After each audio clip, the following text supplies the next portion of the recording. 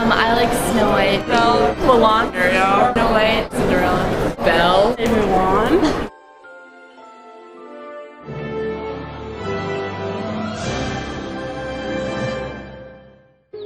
A majority of little girls have idolized at least one, if not all, of the Disney princesses during their childhoods. These movies and their heroines promote the ideals of following your heart and, as a result, all of your dreams will come true, plus a happily ever after. During our interviews, the women we talked to had no difficulty recalling the idols of their childhood and answering our questions. These movies from our childhood have stayed with us, but do they still impact us today? Disney is not something that can be ignored among their monopoly on media, their products, and, of course, the continuation of the Disney Princess franchise. But the impact goes beyond bombardment in stores or visiting the movie theater. It affects people internally, especially young girls, even after their childhood has ended. But does the happily ever after ideal outweigh the negative messages that these princesses and their stories send to little girls? No, they don't. Disney princess movies have, over the course of 72 years, left a legacy entrenched in the mire of sexism. These movies and their princesses have perpetuated sexist stereotypes in regards to body image, female roles, and interactions with men.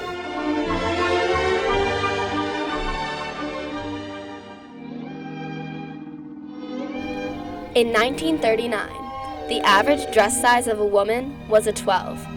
That same year, Disney produced this princess. Today, 70 years later, the average dress size of a woman is a 16 to an 18.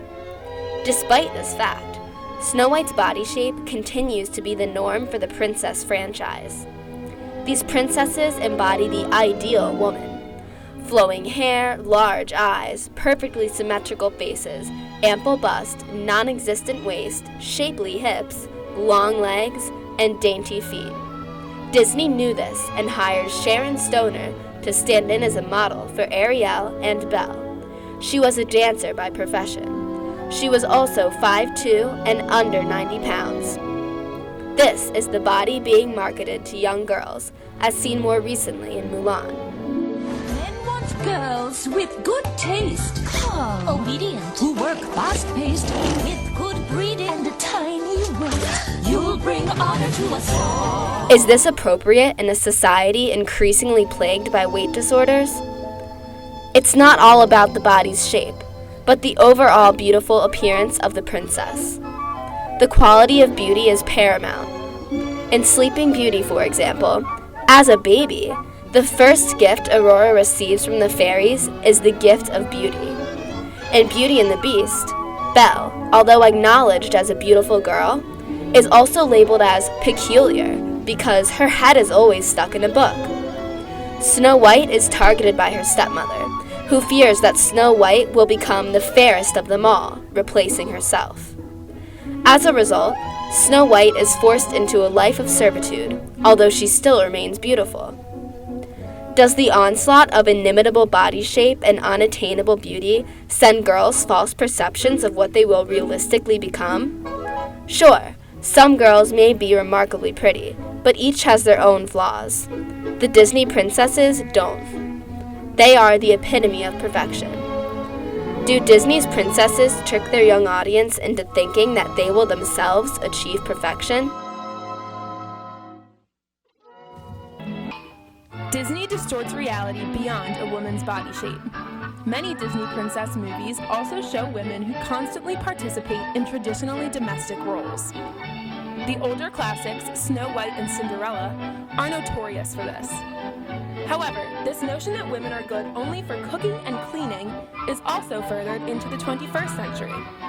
Although Disney made racial advancements with Princess Tiana of The Princess and the Frog, she has one real passion: cooking. Her goals and reasons may be heartwarming, but they don't distract from the domesticity of her talent.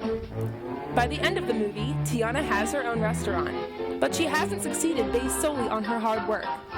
She reaches her goal through another ideal commonly reinforced in Disney movies: that magic, not determination and hard work, is the main impetus for realizing your dreams. At the heart of every Disney princess movie, in one form or another, is magic. The fairy godmother's magic gets Cinderella to the ball. The fairies in Sleeping Beauty use magic to put Aurora to sleep. Ursula's magic grants Ariel her lifelong wish of walking on land. Every happily ever after experienced by a princess is the result of magic, not necessarily their own hard work. Is this the message Disney should be sending their young, impressionable audience? That all you need is a little magic to make your dreams come true.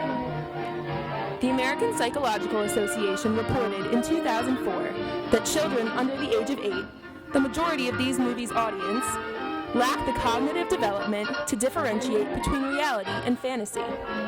Therefore, Disney princess movies equate magic with a happily ever after in these children's minds.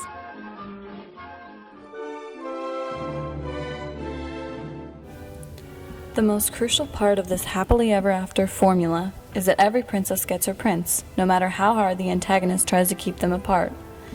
In the movies, the prince always needs to rescue his princess.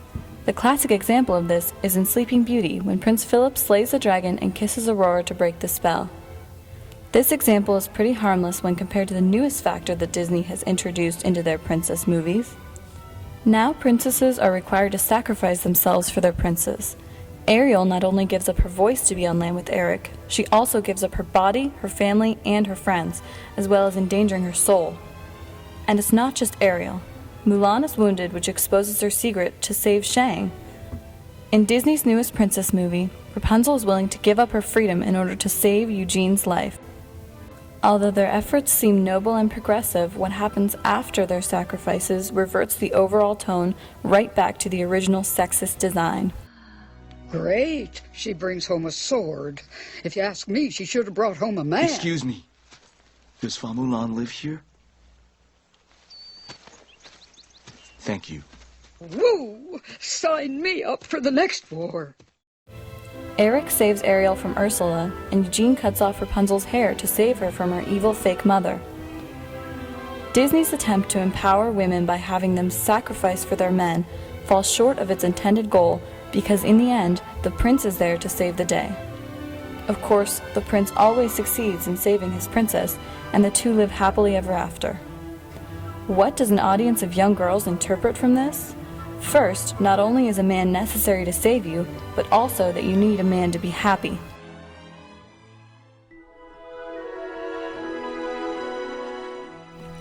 Although the more modern Disney princesses, such as Mulan and Tiana, exhibit more personality and independence than their predecessors, the overwhelming theme of magic, men, or both, saving the day still persists. Mulan saves her country and ends a war, but the real happy ending is when her suitor, Shang, comes to court her.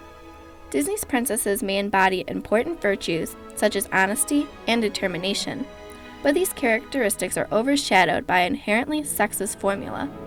Rather than empowering young girls to forge their own path for their sense of fulfillment, He's a frog? I would kiss 100 frogs if I could marry a prince and be a princess. the princesses all make sacrifices for another person, who is almost always a love interest. Since Disney produced Snow White in 1937, each of her successors fits a template regarding her appearance, her place in society, and her relationship with men. Each princess has the perfect hourglass figure and beauty beyond comparison. Most participate in forms of typical household work, like cooking and cleaning, but all of them depend on magic for their happily ever afters. Most must sacrifice an integral facet to a fulfilling life, such as a personal voice or family, to realize a shallower dream of romance and royalty. But does this really affect little girls? Justin Lewis, professor at England's Cardiff School of Journalism, Media, and Cultural Studies, believes so. In the documentary Mickey Mouse Monopoly, Lewis states, It's more a question of creating a certain environment of images that we grow up in and that we become used to. And after a while, those images will begin to shape what we know and what we understand about the world.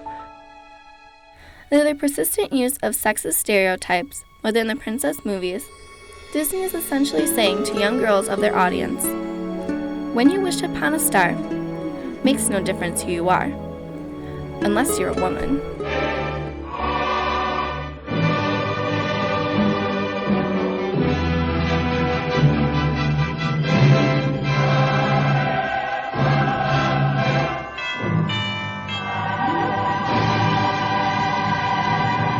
I don't care for your fairy tales. You're so worried about the maiden, oh, you know she's only waiting on the next best thing.